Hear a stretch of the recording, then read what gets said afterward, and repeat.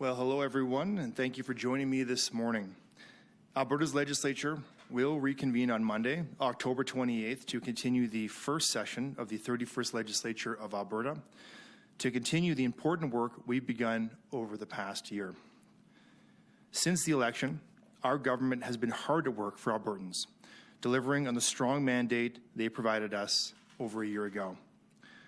Within our first year, with the leadership of Premier Danielle Smith, Alberta's government was able to make strides to improve access to high-quality health care in the province, keep communities safe with the introduction of new navigation support centres, and increase police boots on the ground to keep Albertans protected where federal policies have failed and have stood up to federal overreach at every turn.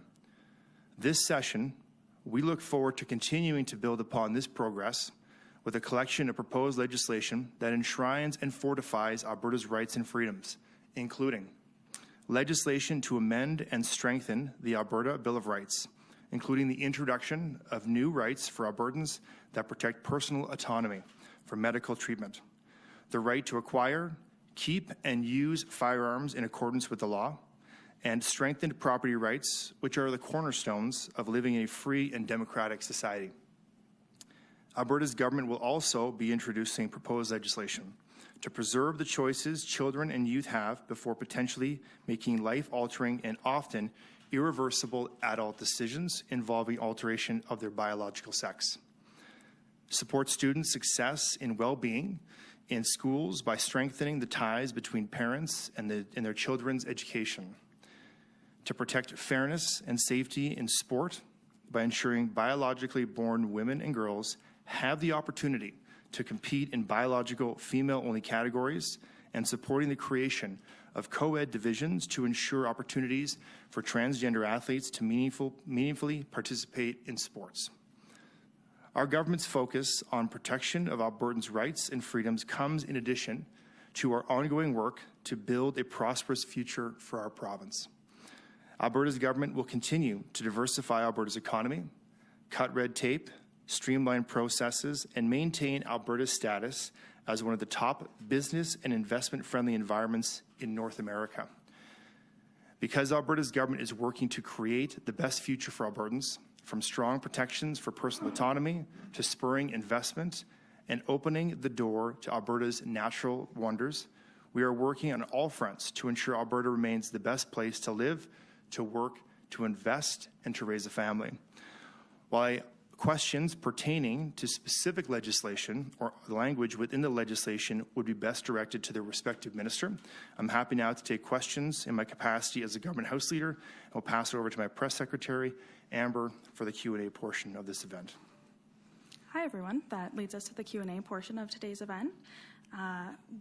We have time for one question and one follow-up each, and I'll ask that before asking your first question, you state your name and your outlet.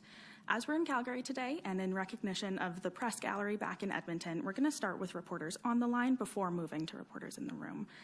Operator, please put through the first reporter on the line. Hi, the first question comes from Shalon Skalski of CTV News Edmonton. Your line is already open. Hi, thank you so much for taking my question. Minister, I just spent the last hour asking Edmontonians what they'd like to see from your government in terms of priorities this fall. And overall, I heard the call to help with homelessness, healthcare, and affordability. What is your government specifically doing to help in those areas this fall? Well, thank you very much for the question. I think when it comes to homelessness and affordability and all the other points you mentioned, we're continuing along the path we've already started since the election in 2023 and even prior to that, which is recognizing that if we want Alberta to be the best place to live, to play, and to visit, we have to create an environment that's great for investment and make it a place that people look at as the beacon of hope and opportunity. That's why we have a red tape reduction minister who is laser focused on reducing barriers for business and investment. So we're also putting more boots on the ground in major cities and around the province to make sure that this province is safe for people when they go out and enjoy our beautiful landscapes and cities. Shaylan, do you have a follow-up? I do, yeah. Just specifically on the issue of affordability. I mean, you talked about making it more business friendly, but what are you doing for Albertans who are telling me anyway that they're struggling with cost of living? Are you going to be offering any help to Albertans in ways of making life more affordable? And when or will we get an update on this promised tax cut that you ran on? Well, I think probably the best person to ask about the tax cut would be the Minister of Finance. We talked about that. It is a campaign promise, and we have a 4-year mandate, and that tax cut is forthcoming. But I think one of the best ways to deal with the affordability crisis is a job. And this province has people coming in by the droves because they see it as this amazing place to live and to work and to invest. And so I go back to red tape reduction, and I go back to this tax-friendly environment, because this is a great place to start a business, a great place to hire amazing Albertans who do tremendous world-class work. And so when we're talking about affordability, we're already the lowest tax jurisdiction in the country, and that's going to stay that way. But we're also moving forward with red tape reduction measures and other things to make sure that it stays that way as a great place to do business.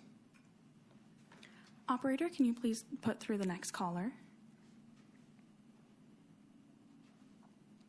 The next question comes from Catherine Grikowski of Alberta Today.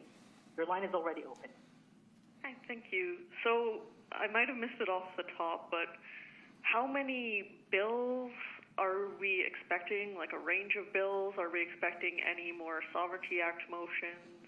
Can you give me a sense of what type of business we can expect that way? Sure, and sorry I wasn't able to see it today in person, Catherine. Thank you for the question. So you can expect 13 bills from our government this fall session. I'm always hesitant to throw out that specific number because sometimes issues emerge that we have to adapt to quickly, and so other bills could be introduced. But we do anticipate 13 bills, which includes a Miscellaneous Statutes Amendment Act. And, for the life of me, I forgot the second part of that question, so I apologize. You can ask in your follow-up, and I'll try to answer it.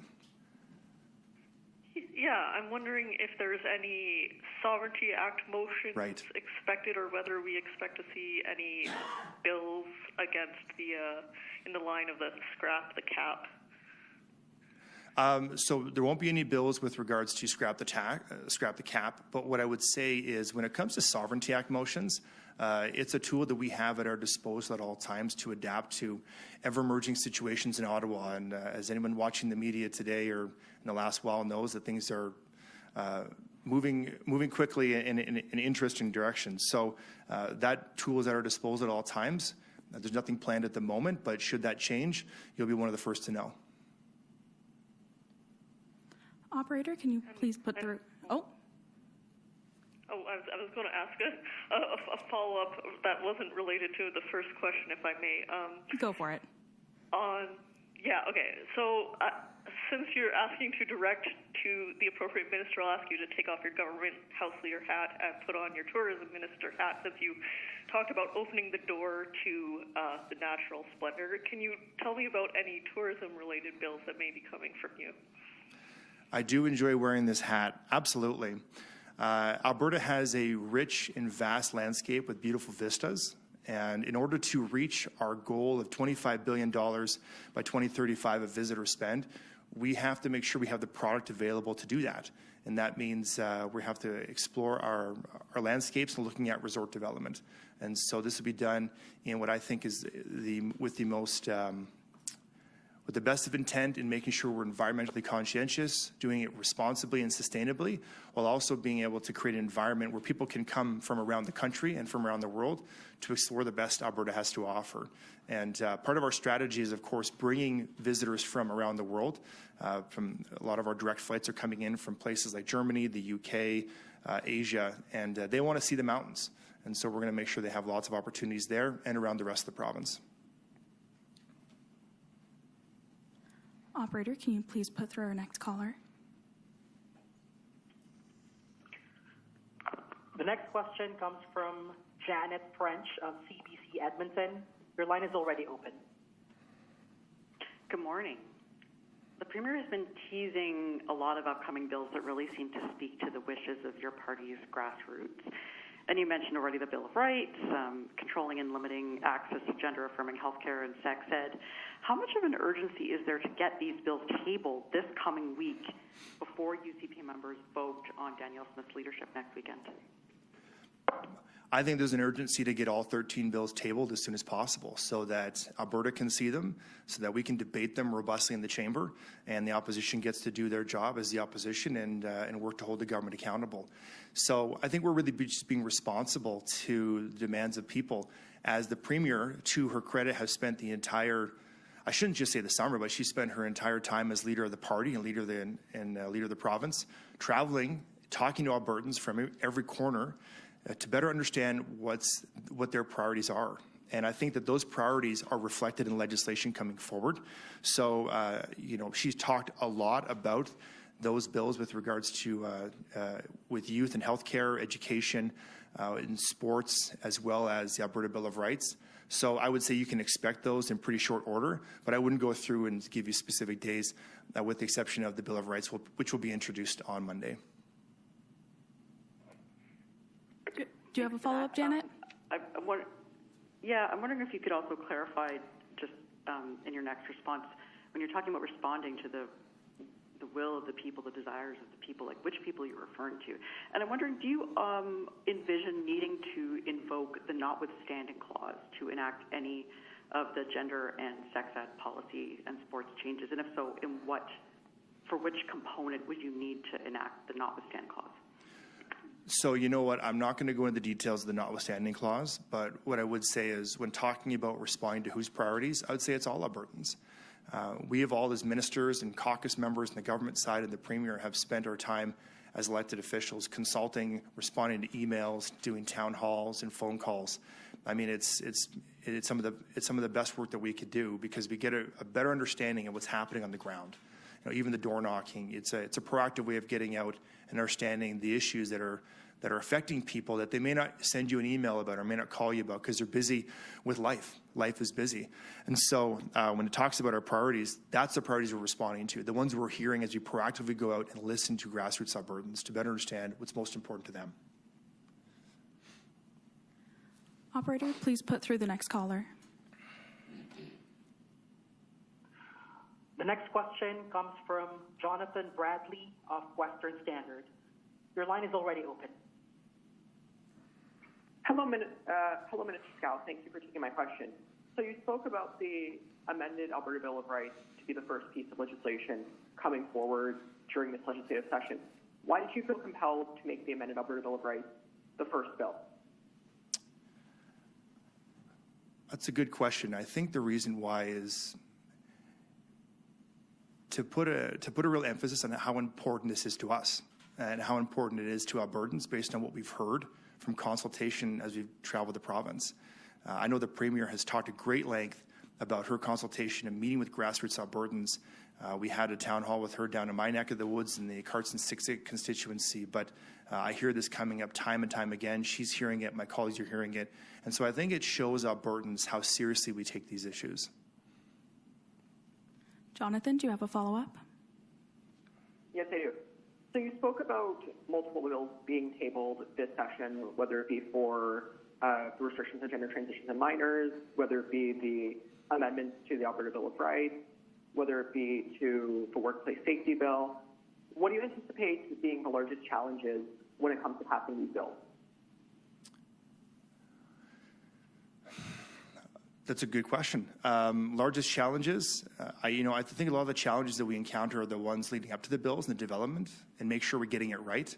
Consultation is a process that needs to be done at great length, and so making sure we get to hear from everybody. And it's not always possible that every single Albertan, all 4.8 million Albertans are going to be, are going to get their emails in all the time, or they're even going to respond to everything. But I would say from an MLA perspective, as a government House Leader, it's really important that we do the legwork up front and that we're always consulting Albertans to make sure we're responsive to their needs. And so with the issues that you just mentioned, the bills that are coming forward, these are all a long time in the making as we've been out consulting, better understanding what's most important. So I keep repeating that line because I think that we need to emphasize how responsive we are being to what we're hearing. Thank you. Operator, can you please put through the next caller? The next question comes from Emmanuel Prince of Radio Canada. Your line is already open. Hi, Minister. I'm just wondering which bill would include the provisions on hormonal therapy and surgery for minor trans people? Sure. So that's going to be coming through in the Health Statutes Amendment Act. Do you have a follow-up? Okay, cool. Yes, for AHS reform, I understand that it's been in the works for a while, but we are still waiting on news for the Continued Care Alberta and Acute Care Alberta agencies. It's also going to be included in the Health Statutes Amendment Act. You know, those are questions that are probably best directed to Minister Nixon and Minister LaGrange. I always hesitate to go into great detail about what's in the bills because once they're tabled, then we can have a more robust conversation. I also don't want to preempt press conferences by those ministers. But what I can say is that the government is amending the legislation to preserve the choice for minors, to refocus the healthcare system and provide clarity on the issues that matter most to Albertans. All gender reassignment surgeries for minors aged 17 and under will be prohibited. The use of puberty blockers and hormone therapies for the purpose of gender reassignment or affirmation will not be permitted for children aged 15 and under, except for those who have already commenced treatment. And mature teens aged 16 and 17 may only choose to commence puberty blockers and hormone therapies for gender reassignment and affirmation purposes with parental, physician, and psychologist approval. Okay. Operator, can you please put through our next caller? Your next question comes from Lisa Johnson of the Canadian Press. Your line is already open.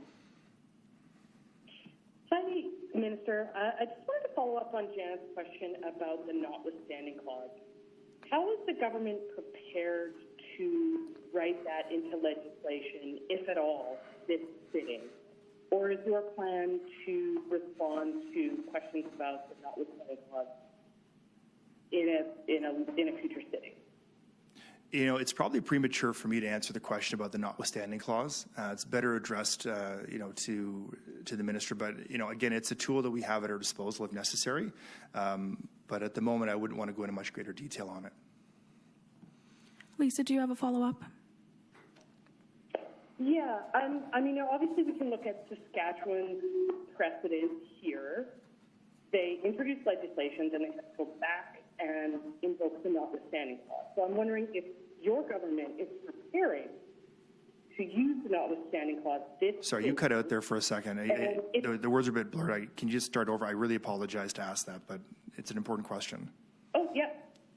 Sorry, just pointing at the precedent in Saskatchewan, which I'm sure you're aware of, they had to go back to the legislature to invoke the notwithstanding clause on similar pronoun legislation. Can you tell me whether or not you're prepared to use that this sitting or for kicking the can down the road, and also which minister would be in charge, who should journalists direct question to about the notwithstanding clause? Because it could potentially apply to 3 different ministers with this trans legislation. I think I've already answered to the most part, or answered as much as I really can about the notwithstanding clause and using it. Again, it's something that's at the disposal if necessary. But what I actually go back to is how important this legislation is. We're talking about the health and safety of youth in Alberta. We're talking about parents being involved in their kids' education. We're talking about safety in sport. And I can talk in great detail more as the Minister of Tourism and Sport about the safety and sports side. But I can also say that as a parent, I want to be involved in my kids' education decisions.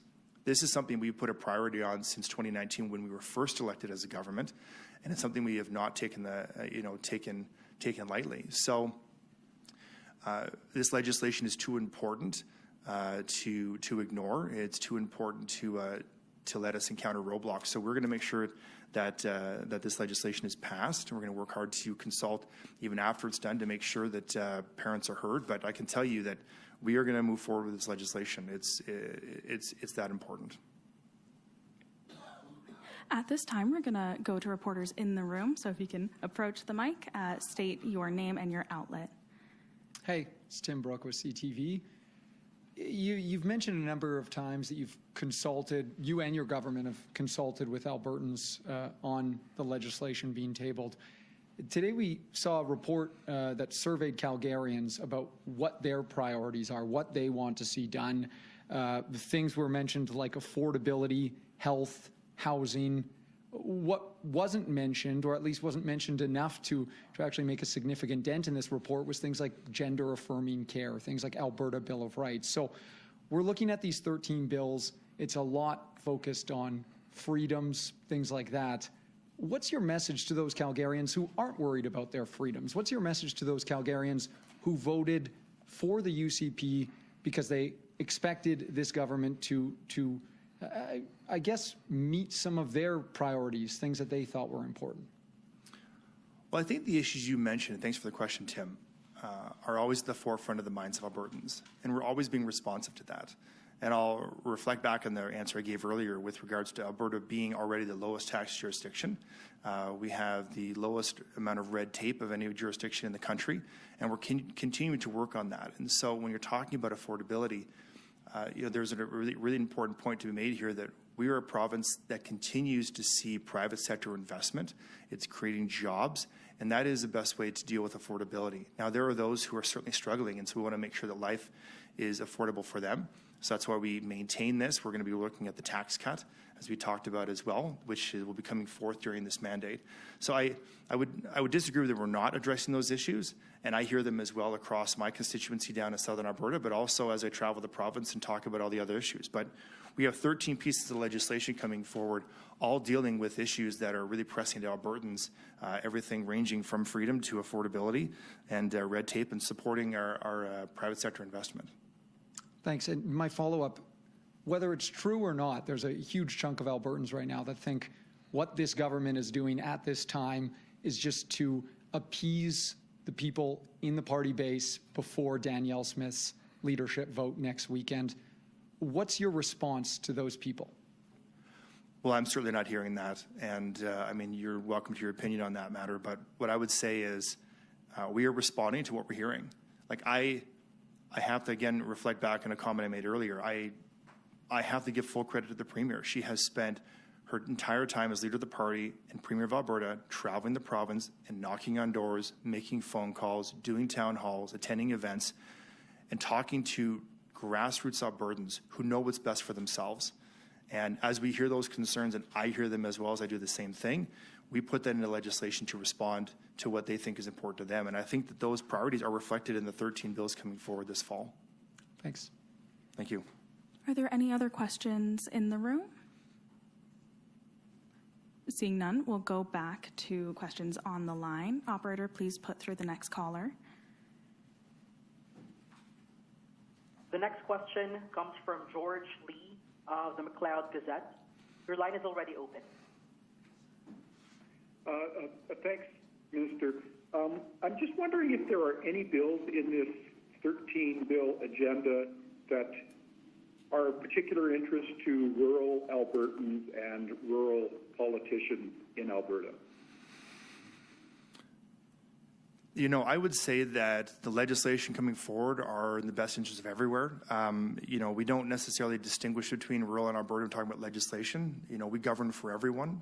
And so as a rural politician, I definitely know the interests of my constituency down south, and I trust that MLAs know the interests of their own. But what I would say is that, things like with the Alberta Bill of Rights and protecting property rights and gun ownership, that certainly deals with, a lot of Albertans are concerned about. I'd also look at Education Amendment Act, making sure that parents are more involved in their kids' education journey. That's important for all Albertans as well.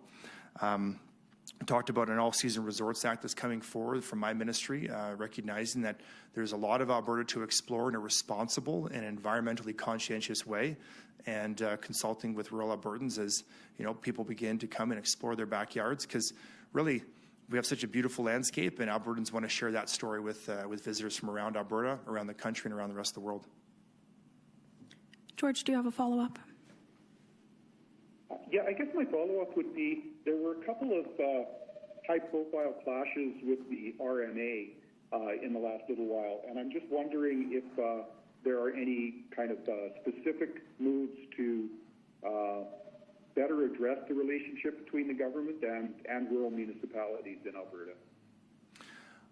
Thanks for the question, George. I think that we're always working to improve relationships with all levels of government. It's important for us to make sure that we can continue to work, and I think in a seamless way, but also understanding that sometimes our interests don't always align. And so when it comes to the RMA, they do good work on behalf of their members. And I personally interact with counties and municipalities all the time, my constituency, but I know at a much higher level, Minister McIver is doing a tremendous job reaching out and consulting with the RMA, AM, and other municipalities as they encounter challenges in our ever-evolving province. We have issues that have new Albertans coming here every year. I think we had over 200,000 new Albertans come here last year. That's putting pressure on municipalities, and we have to work with them to address those issues. And that's both in an urban and rural setting. So, I do applaud Minister McIver. He's done a great job as our Minister of Municipal Affairs, consulting municipalities and to work with them and address their concerns. We have time for one final set of questions. Operator, please put through our final caller. The last question comes from Graham Thompson of The Star. Your line is already open. Thank you. Minister, I'm asking you a question as the MLA, not necessarily minister, just an MLA and the member of the UCP. Next week's leadership review. How do you see that unfolding? There'll be more than 5,000 people apparently have signed up to attend the AGM. How do you see it? Do you think she's going to get overwhelming support? I'm imagining that you will support her, but do you expect to see a massive show of support for her at the leadership review? Well, yeah, you're talking about a record-breaking AGM with over 5,500 registrants at this point. And I think what that really shows is the momentum of the Conservative movement and how engaged Albertans are with what we're doing as a party. I don't want to go into great detail because I am the House Leader and doing doing that press conference on bills and legislation coming forward. But I think it shows a lot of excitement around what we're doing as a government. As far as the Premier and her leadership review, I support her 100%, and I think she's going to rock it. Do you have a follow-up? Yeah, give me a prediction, the percentage. She's going to crush it. That's not a percentage. I know. Okay, that brings us to the end of our time here today. Thank you, everyone, for joining us. If there were any questions that we weren't able to get to, you can find my contact information at the bottom of our news release. And I hope you have a good rest of your day. Thanks, everyone. Thank you, everyone.